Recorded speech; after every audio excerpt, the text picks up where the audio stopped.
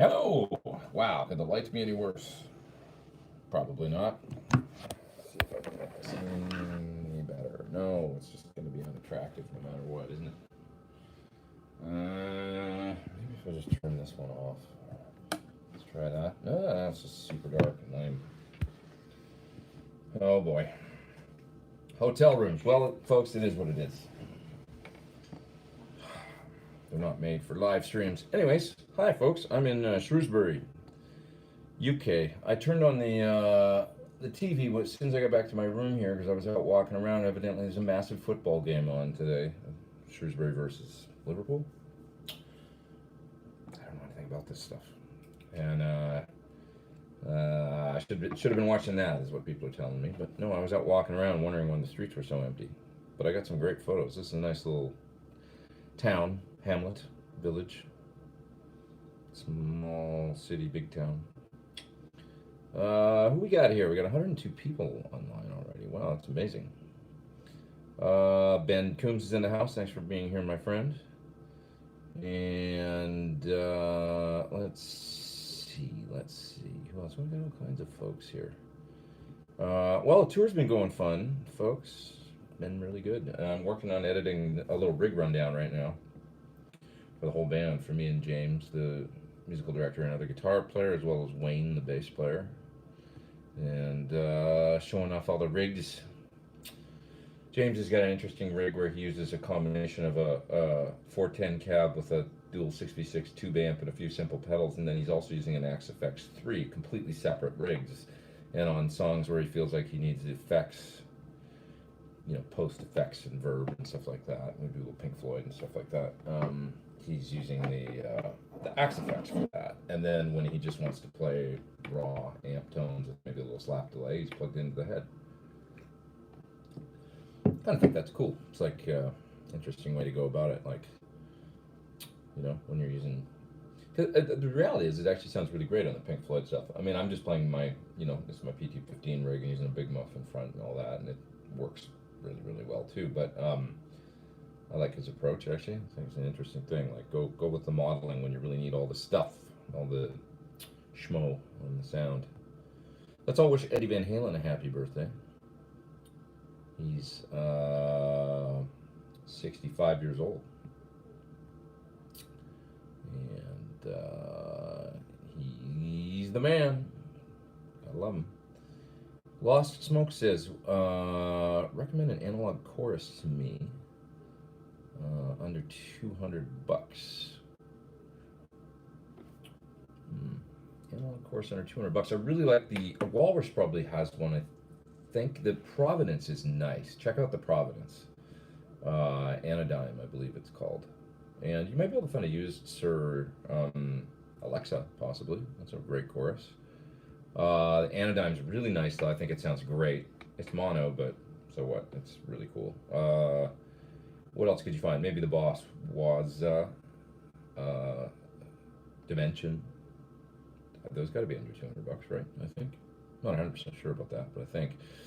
XLR8 Wales says, he's in the top chat, said, I'm assuming it's a he, because let's face it, that's my demographic. He says, just wanted to say, seen you in Cardiff. Amazing show, buddy. You and the band killed it, and you didn't look unwell either. No man flu. Thank you, man. I had a great time. And I appreciate the top chat. Thanks for doing that. And thanks for coming to the show. Been having fun. And the Hoppo, who I put a face to the screen name finally last night. He came and met me last night. Was at the gig. He says he's in the top chat. Thanks, man. He says, great meeting you. Thanks for taking time to chat. Show was amazing. PT15 filled the whole venue brilliantly. Great to see you having fun and nailing some iconic tones and classic songs. Thanks, man. Great to meet you as well. It's been kind of fun meeting people out here that, you know, I only know from the chat and YouTube and stuff. El Rondo says the audio's low. I'm just using the internal mic on the iPad, so it is kind of what it is. I don't think there's an adjustment for it. So sorry about that, but just kind of while I'm out here on the road, I'm just, you know, Going live using whatever I've got available, but I'll try and talk loud. Is there a volume adjustment in settings? I can take a look, I guess, and see. I don't know. Uh, Take a quick look. I don't know what happens even when I. So, okay, so I just went and checked it out right now, and I think it knocks me off when I do that and stuff. Guys, I don't think there's any way to adjust volume on an iPad, is there? I don't know, honestly. Uh, I don't think so. I mean, not if somebody knows somebody's a different way, then go ahead and I can. Yeah, I don't think there's any way to adjust like a microphone input volume on something like an iPad when I'm doing this kind of thing. So can't. It's just I'm work with me. Crank up your volume on your end. Yeah. Watch your echo before distortion video. Great stuff, says VEJ. Great stuff. Thank you. Glad to be of help. Hi, Pete. Looking at Tim Pierce's pedal board when using a clean amp and pedals for overdrive. Oh, one thing I could try and do is plug in my headphones. But I don't know if that'll screw up the stream or not. I can give it a try, though. Just one second. I got them right here. These ones. You guys, this would be a good test anyway. You guys can tell me if this actually works better when I plug these in. Maybe it's better. Who knows? Let's give it a try. All right. Do you guys hear me now? Does it sound any better? Sound any different? Sound any improved? Let me know if that's okay. Chris says it's not too quiet, just a bit quiet. Much better. Better, says everybody. Good to know. All right. Well, you learn something every day. You always learn by trying, don't you? Isn't that interesting that the internal mic on the, I would think that the iPad, I mean, the iPhone seems to work quite well doing it. Sounds like you put a compressor on. Interesting. All right, well, we'll roll with this. Yeah. Just got done watching that video on gauges with Rick Beato. I saw that pop up in my feed the other day. What was the takeaway from it? Because I haven't had a chance to watch it yet. Didn't he try a bunch of different string gauges and some? Tell me what happened. Actually, I have no idea what the results are. What did you guys think about it? In the meantime, while you answer that, I'm going to answer a couple more questions. Melissa says, hey, any recommendations for all around good reverb pedals? So many. The Flint is really nice because it's got the great tremolo built in too, so I really like it. But I've done a bunch of reviews on my channel for different ones, including like, did one really recently for a Fox gear pedal that's really cheap. It's like around $100, maybe a little bit more. Nice reverb for inexpensive, and then you can go all the way from there. I love the H9 reverbs. I use the spring all the time. I use the Halls. I use the plate, and I use the black hole reverb is exceptional for doing ambient stuff. I find the Strymon Big Sky is also nice. Also, I don't actually own one, but it's a really nice pedal. True Spring from Source Audio is probably my favorite spring simulation in a pedal. What a great sounding pedal that is, and it's got nice tremolo in it too. Really nice. Yeah. Okay, 215 folks online. Wow, thanks guys for being here. I'm gonna go down to the bottom while you I look for answers to Rick Beato. Rhett Schull made a follow-up video on Rick Beato's string gauge video. It changed his mind that much. What was the follow-up? Rockabilly sounds crappy on 8s, says El Rondo. String gauges really depend on the guitar pickups and tunings. I mean, I'll tell you this much. Like, for instance, I'm playing, since it's Eddie's birthday, like, give you an example, like 9s, he used to use 9 to 40 in E flat. And for his style, if you're trying to play Eruption, which I'm doing every night now in the show, and I'm doing it in standard tuning with 9.5s, you physically actually, unless you've probably got way stronger hands than mine, can't quite play it as fast as he does. And I attribute that a lot from when I learned how to play it to the string gauge, actually. String gauge in E flat, that part with the bends, right? You can't actually do it with 10s without getting worn out, and then you got to go into the next part, which is really fast. With 9s, no problem, and it actually allows you to play that part properly. So there's little things like that. Also, the tone, like going into a dirty Dirty Marshall,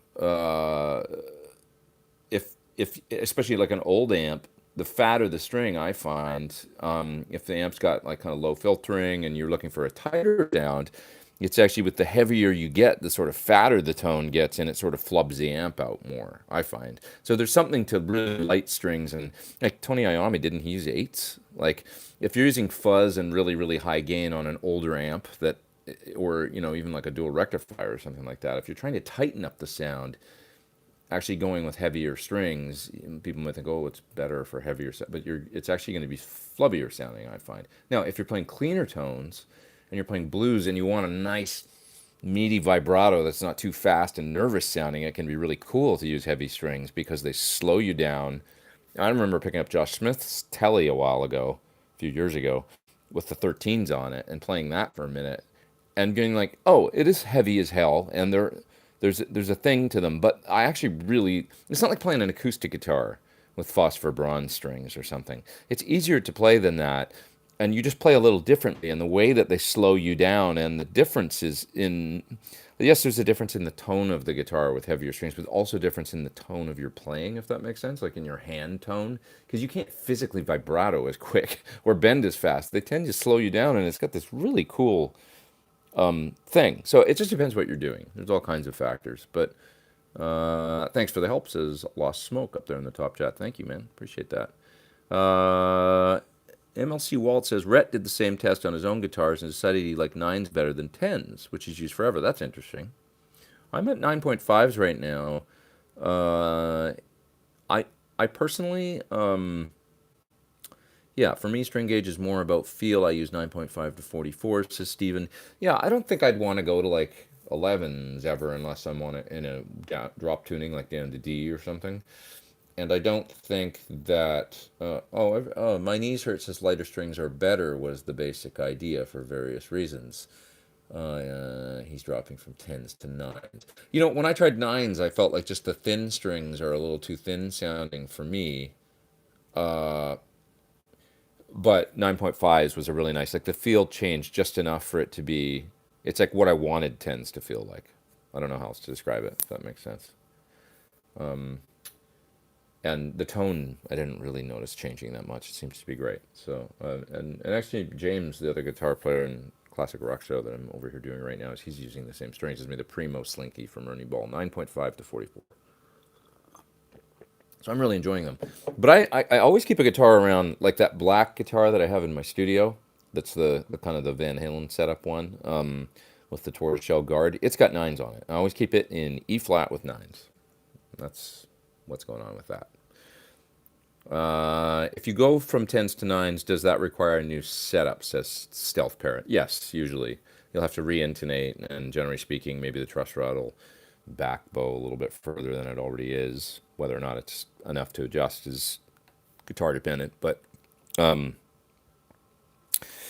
yeah, generally speaking, you gotta reset up. If you've got a tremolo, most certainly, this requires a little tweak.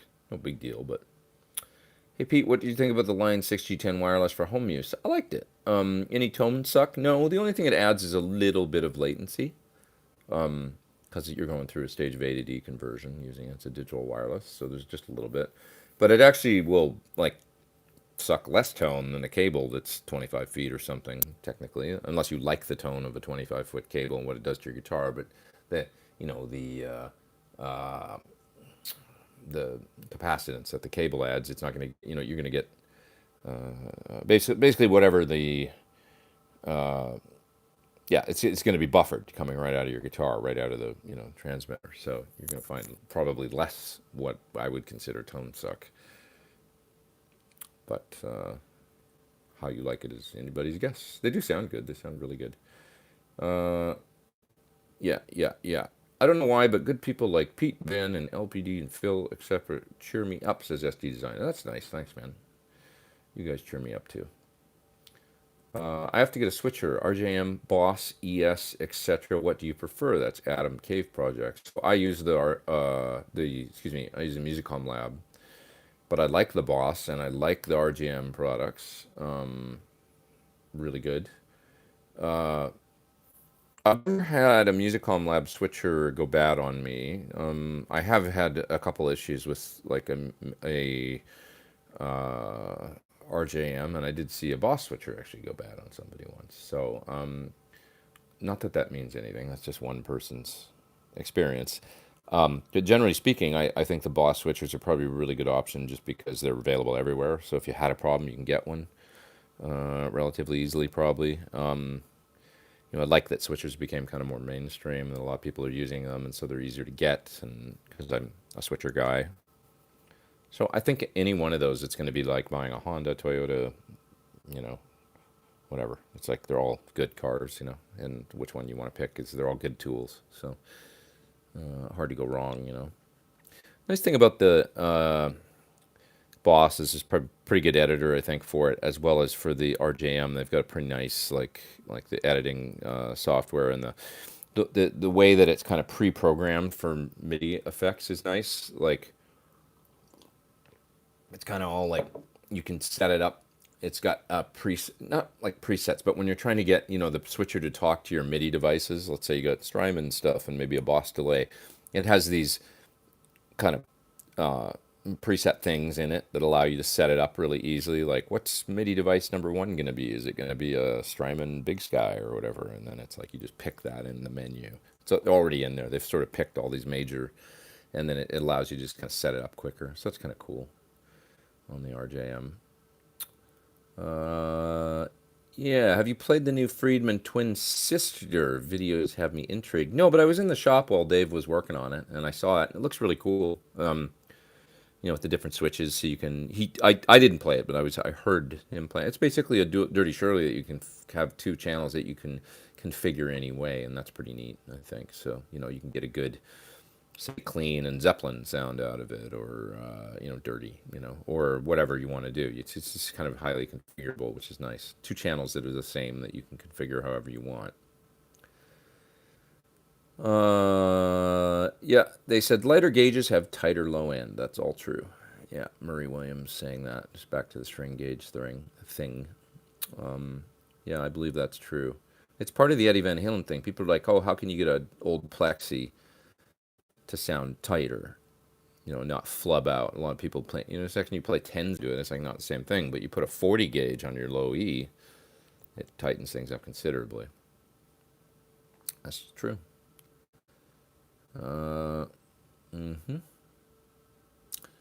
Yeah, I agree with Rick, says Paul. Used 10s for years, swapped to 9s. Love the feel and sound, tighter low end. You rocked in Cardiff, dude. Saw you there. Awesome. Did we meet? That's Paul. Thanks for coming to the show. I had so much fun. The gigs are honestly so much fun, and as you probably noticed if you watched it towards the end of the second set, I'm having just a hell of a time. Like hell of a good time, I mean. Not a hell of a difficult time. Having a lot of fun. By the last song, it's a party. It's really fun. So, yeah. Let's see.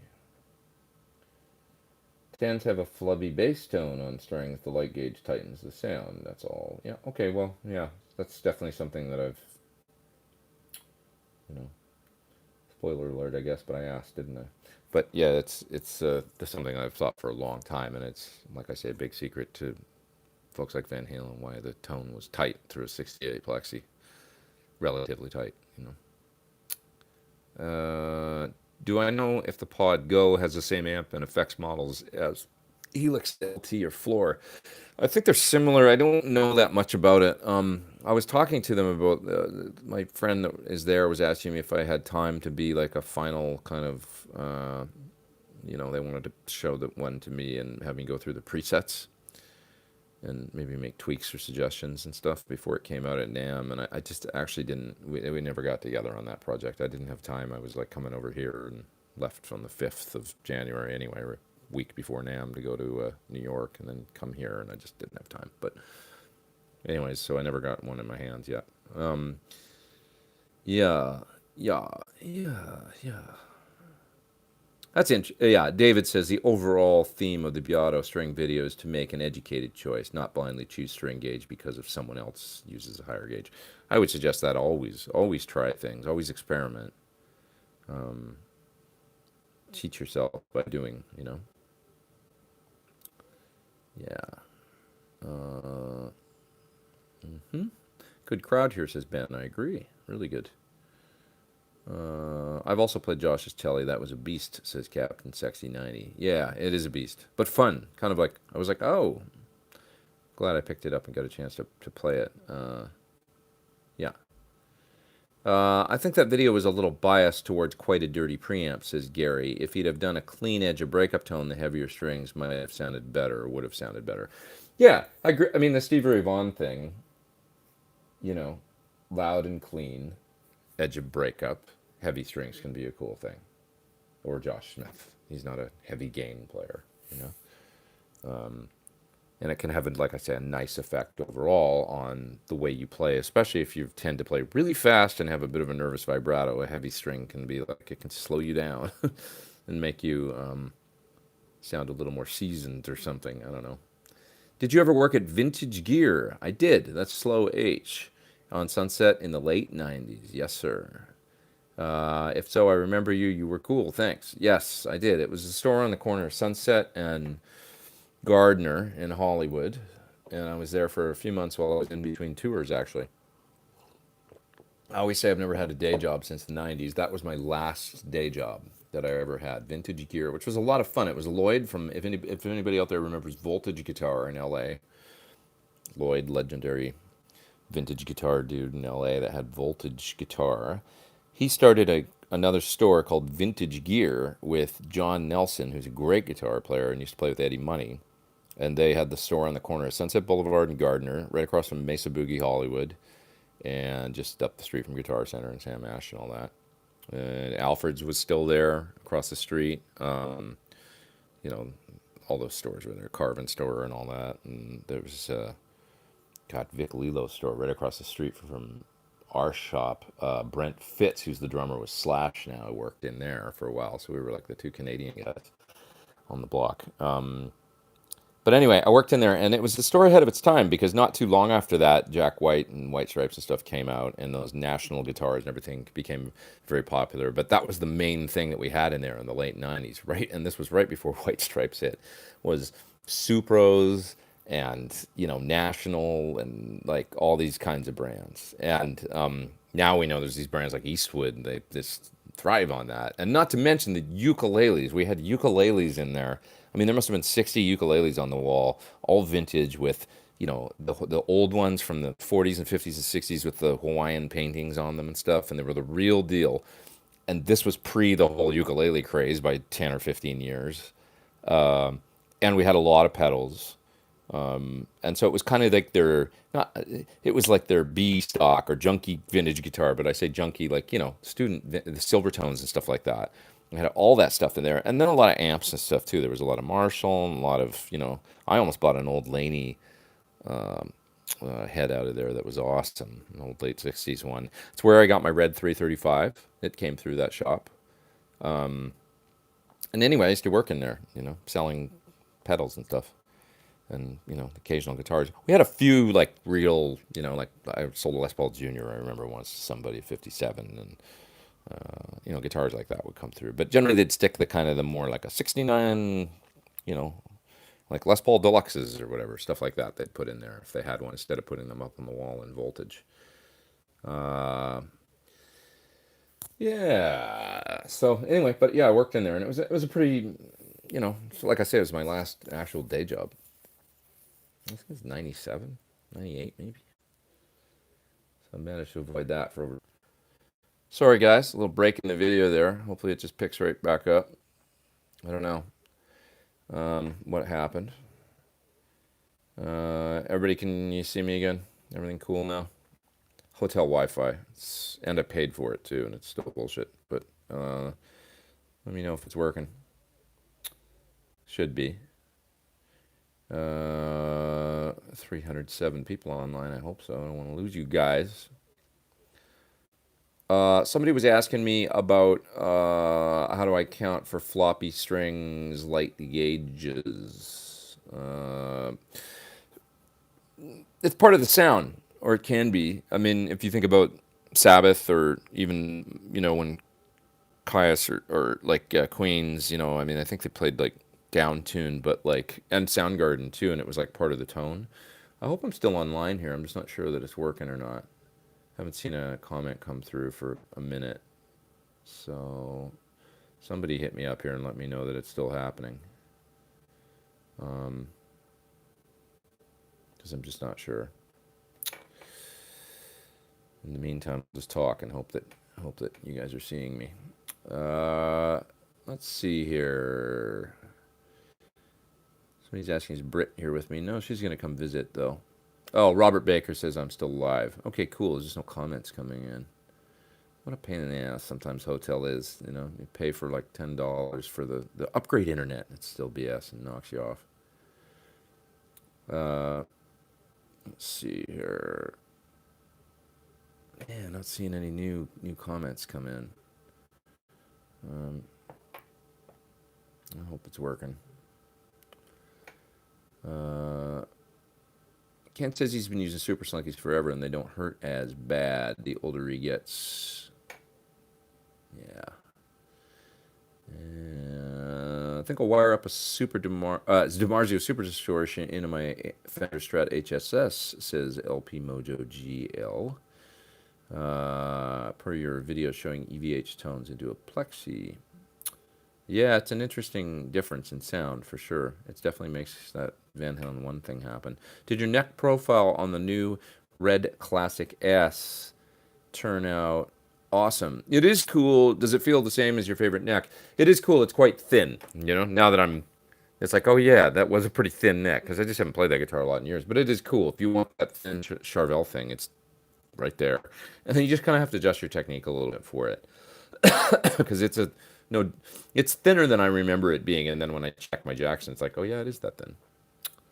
Sean says, love the PT15. Have you tried a wet, dry, wet setup using both the direct with time-based effects and speaker out to a cab or aux for dry? I haven't yet.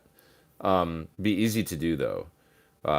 Just removing the IRs from the direct out, and then you've just got basically a straight line out coming out of there, and then I can run that into effects and run them 100% wet or not, and then into a power amp. And if I used analog effects or use something with a mixer, I could do it and not have. Yeah, now you got me thinking. But I haven't done wet, dry, wet for a long, long time. I've just basically used the effects loop and run stuff in the loop, and it works really good. Pete, do you like a bright cap on plexi style amps and what value? I do actually, but I don't know what value it is. It's the one that doesn't affect it very much. It's not like a real aggressive bright cap. It's just like a mild high end. You know, not the one that's like for a while Marshalls came with one that was super strident, I guess, and it's not that. So, yeah. Am I getting any? Oh shit, guys, the chat's not loading anymore. So it's like I don't know what to do about that. Maybe if I close this window and then come back. Risky. Risky, risky, risky. Let's see here. Try a couple things. I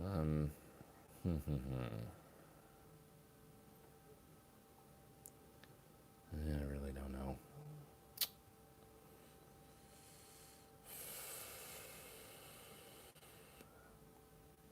I don't know why it's not. I'm not getting any more messages coming in, which is pretty silly because then I can't really talk to you guys. But I could start a new one. I guess there's always that option. Why not? Well, bear with me, work with me here because I'm not seeing any of your messages coming in. I wanna be able to answer things. So I'll just start a new stream, and you guys are all on there anyway. Let's knock over to the new one, and I'll just put them both live. Why not, right? Creative solutions to problems. Okay, so we'll see you in a second.